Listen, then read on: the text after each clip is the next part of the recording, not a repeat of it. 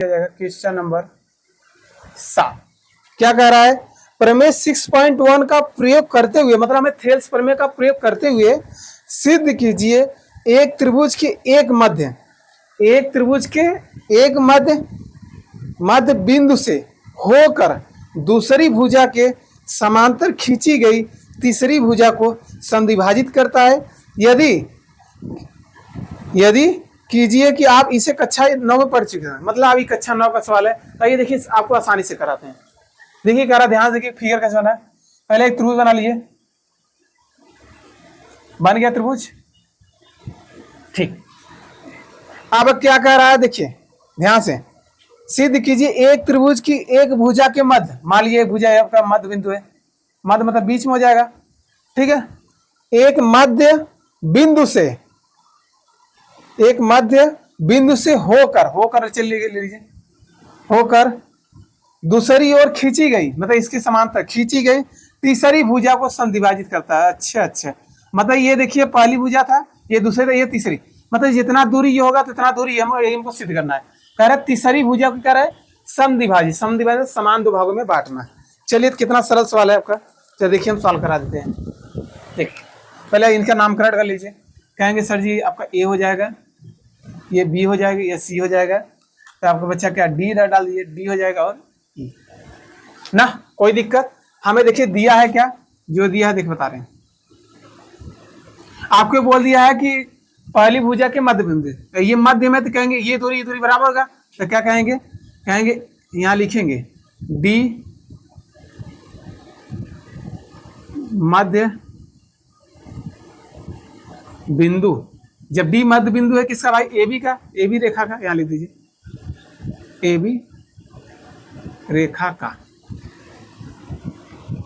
ठीक। अब क्या कह देंगे, कहेंगे सर जी जितना दूरी होगा तितना दूरी, जब मध्य में है तो बराबर दूरी रहेंगे, यहाँ समय ले हो जाएगा, आपको हो जाएगा। कहेंगे ए डी बराबर हो जाएगा बी टी, इनकी दूरी बराबर रहेगी, ठीक है। हमें सिद्ध क्या करना है वो भी लिख लीजिए, सिद्ध करना। चलिए सिद्ध क्या करना है, कह रहा तीसरी भुजा के मध्य बिंदु वो क्या करें समद्विभाजित कर, मतलब दो समान दो भागों में बांटना, मतलब कहेंगे ए ई बराबर लाना है ई सी लाना है, क्या लाना है, कहेंगे ए ई बराबर ई सी, ये आपको सिद्ध करना है। चलिए कितना आसान से लाते हैं हम, तो देखिए हल क्या आ जाएगा, अच्छा यहीं पर देख लीजिए, ठीक। यहाँ तक कोई दिक्कत, आप देखिए कैसे करेंगे आप। देखिए जब बोल दिया है डी मध्य बिंदु है ए बी का ना, अब बोला है कि ये वाला रेखा इससे समांतर है, बोला है बाबू ये रेखा इससे समांतर है, बोल दिया ये वाला इस रेखा के क्या है समांतर है, तो कहेंगे समांतर है, तो सर जी किसका नियम, कहेंगे थेल्स प्रमेय, ठीक है। यहाँ लिख देंगे दिया है था, क्या दिया है, डी समांतर है, डी समांतर किसके, बी सी के, तब क्या कहेंगे, वही कहेंगे ए डी बटे में क्या हो जाएगा डी बी बराबर ए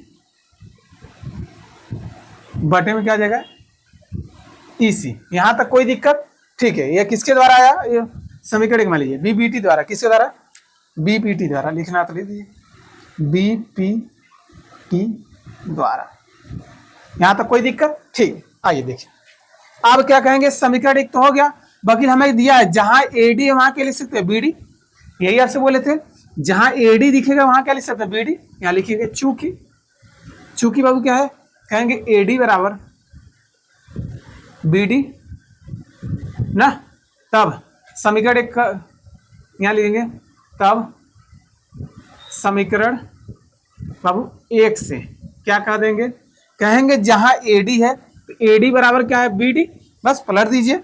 देखिए हमें डीबी लाना है, तो हाँ देखिए बीडी है तो पलट देंगे डीबी हो जाएगा, कोई दिक्कत नहीं, इससे कट जाएगा आसानी से।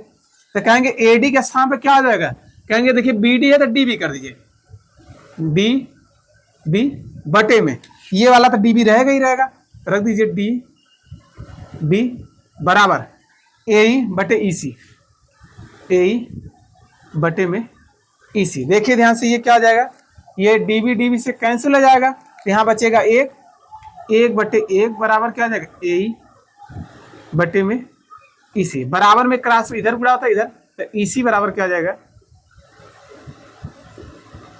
EC बराबर AE। यही देखिए लाना था क्या, अच्छा उलट दिया है तो कोई दिक्कत नहीं। देखिए हमें इसको पहले लिख दीजिए, तो कहेंगे AE बटे बराबर EC। चलिए देखिए कितना सरल से हो गया, सिद्ध हो गया। यही आपका क्या आ जाएगा आंसर। ठीक है, हमने क्या कहा कि D जब मध्य बिंदु है तो कहेंगे जितना दूरी सही होगा उतना दूरी होगा, ये बात आप समझ रहे हैं। तो वही लिखिए AD बराबर क्या आ जाएगा BD। ठीक है, आप बोला है कि ये वाला रेखा इससे समांतर है, फेस पर में लग जाएगा, कहेंगे AD बटे DB हो जाएगा, AE बटे EC हो जाएगा। हमने लगा दिया, जो मान दिया तो बस वही रख दिए, काट दिए, फिर इसका क्रॉस मल्टीप्लाई आंसर आ गया। देखिए 4 नंबर आपको लिया है नहीं, कुछ सवाल में है। ठीक है, इतना नोट डाउन कर लेते हैं, आते हैं क्वेश्चन नंबर 7 पर। आपके हिस्से में देखिए क्वेश्चन दिख रहा होगा, क्या दिख रहा है, प्रमेय 6.2 का प्रयोग करते हुए सिद्ध कीजिए, मतलब प्रमेय 6.2 मतलब समझ रहे थेल्स प्रमेय विलोम ना बीपीटी का विलोम।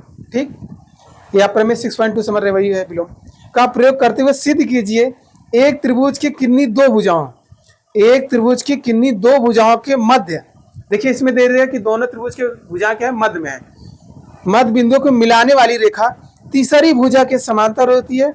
याद कीजिए कि आप इसे कक्षा 9 में कर चुके हैं। तो चलिए हम करते हैं, आइए भाई। चलिए पहले फिगर बना लेते हैं, देखिए सवाल सरल है, क्या बनाते हैं फिगर।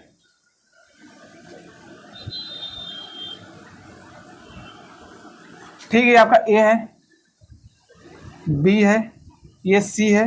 अब बोल दिया इसके मध्य में कौन बैठे हैं साहब, बोल दिया ये भी मध्य में बैठे हैं और ये भी मध्य में बैठे हैं।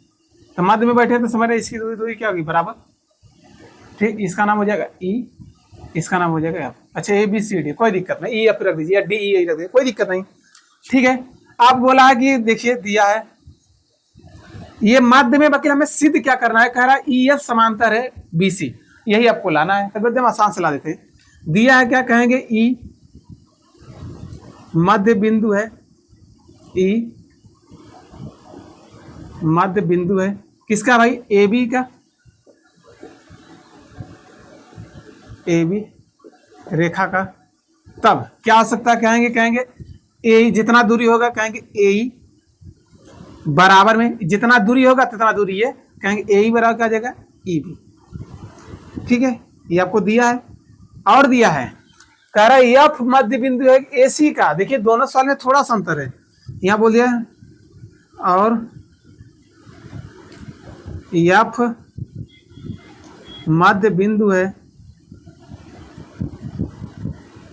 किसका, वो कहेंगे AC रेखा का, AC रेखा का। अब क्या हो जाएगा, कहेंगे सर जी जितना ये दूरी जितना दूरी है, कहेंगे AF बराबर में होगा EFC। ये अब यहां हमें सिद्ध करना है,